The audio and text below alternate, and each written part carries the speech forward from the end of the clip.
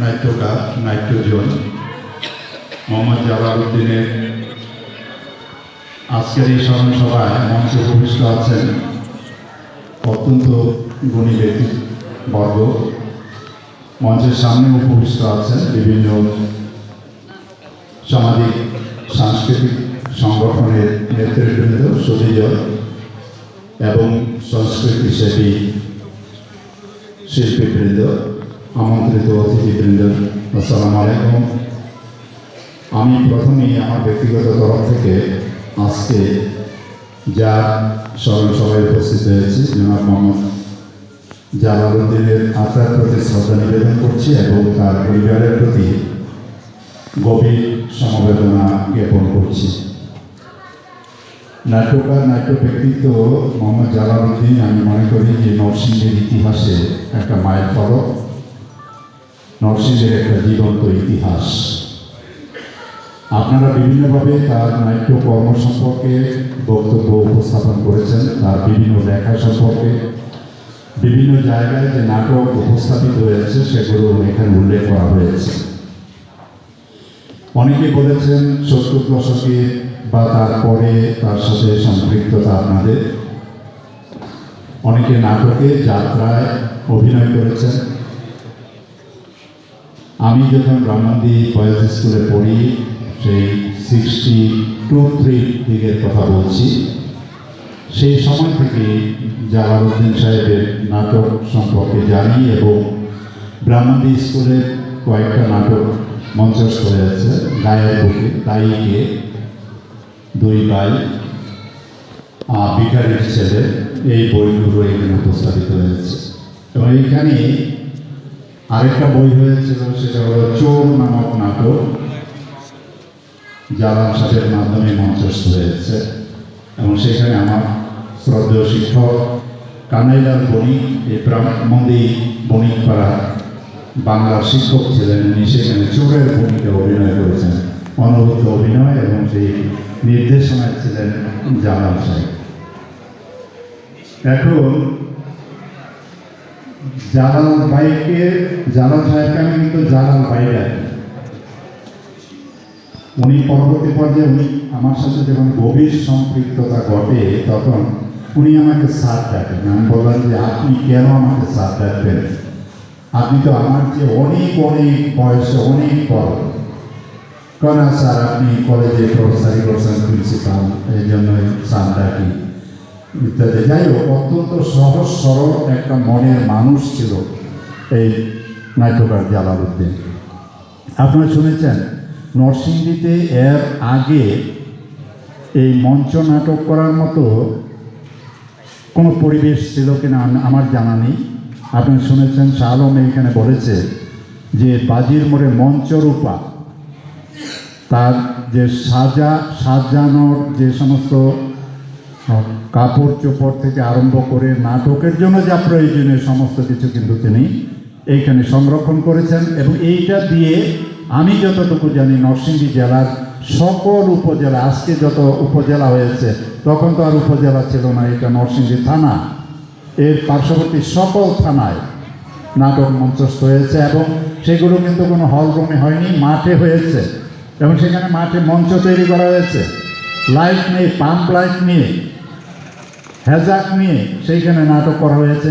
নাটক শুরু হয়েছে কখন?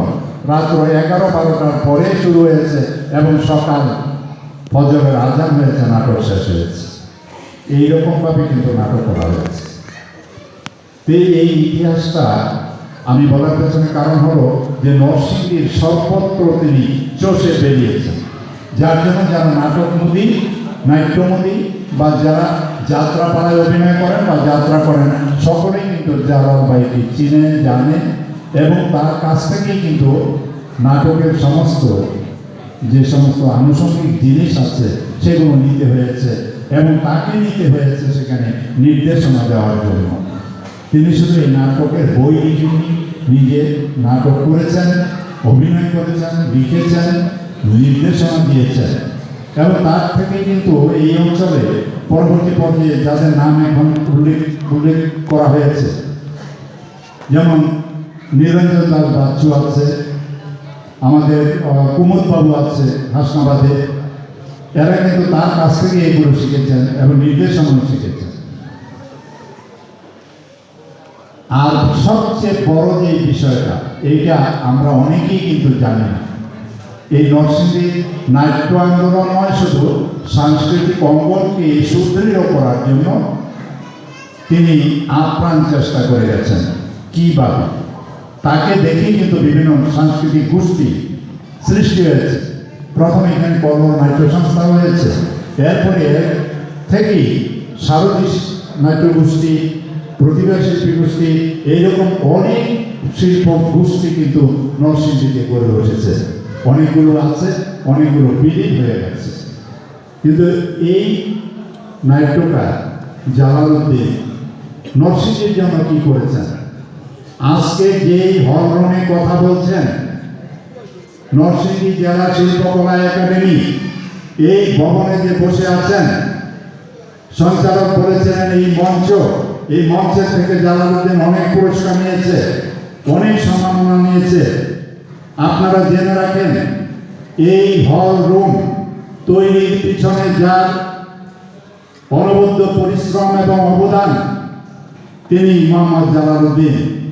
আপনারা জেনে রাখেন, আমি এই জেলা শিল্পকলা একাডেমি 1984 সালে যখন রেজাই রাব্বি সাহেব চলে যান, সঙ্গীত বিদ্যালয় নামে একটা বিদ্যালয় করে 10,000 টাকা দিয়ে গিয়েছিলেন, বলছিলেন এইটা দিয়ে চালাতে থাকেন, ভবিষ্যতে শিল্পকলা একাডেমি পাবেন। আমরা সেইটি ধরে রেখেছিলাম, আমরা পরিশ্রম করেছি এবং পরবর্তী পর্যায়ে শিল্পকলা একাডেমি হয়েছে। আমি সেটার সেক্রেটারি হয়েছি, জালালউদ্দিন সাহেব এটার সদস্য ছিলেন, হাবিবুল্লাহ বাহার সদস্য ছিলেন, চেতনা বেগম সদস্য ছিলেন, আমাদের হেডমাস্টার আমার স্যার আতাউর রহমান ভূঁইয়া এখনো জীবিত, তিনি এটার সদস্য ছিলেন। এই শিল্পকলা একাডেমি তখন কিন্তু হয়নি, তখন যেটা একটু আগে আবার দেওয়া হয়েছে টাউন হল। এই টাউন হল আমাকে কেয়ারটেকার হিসাবে নির্বাচন করা হয়েছে জেলা প্রশাসনের পক্ষ থেকে, এবং আমরা শিল্পকলা একাডেমির নাম দিয়ে সেইখানে কিন্তু এই সংগঠনটা চালিয়েছি। আমরা প্রতি বছর জেলাভিত্তিক সঙ্গীত প্রতিযোগিতা করেছি, পৌষ মেলা করেছি, বৈশাখী মেলা করেছি, নবান্ন উৎসব করেছি। এই অঙ্গনেই কিন্তু আমরা অনেকগুলো কাজ করেছি। এগুলো আপনারা যারা ওই সময়ের তারা হয়তো জানেন, কিন্তু আজকের প্রজন্মকে এটা জানান দেওয়া প্রয়োজন। আজকের যে নতুন শিল্পকলা একাডেমি দেখেন, এই শিল্পকলা একাডেমি আমার সাথে জালালউদ্দিন সাহেব সদস্য, তখনই এই শিল্পকলা একাডেমি টাকা বরাদ্দ হয় এবং এই জায়গা পাওয়া যায় না। বলা হয়েছে 40 লক্ষ টাকা দেওয়া হলো, এই টাকা দিয়ে কোথাও জায়গা কেনা যাবে না, আপনারা ভবন করতে পারবেন কিন্তু জায়গা জমি কিনতে পারবেন না। তৎকালীন জেলা প্রশাসক মোহাম্মদ আইয়ুব, ওনাকে আমরা অনুরোধ করেছি যে এই ভবন হবে গভর্নমেন্টের, আপনাদের জায়গা গভর্নমেন্টের, আপনারা একটু জায়গা দেন, আমরা ভবনটা করব।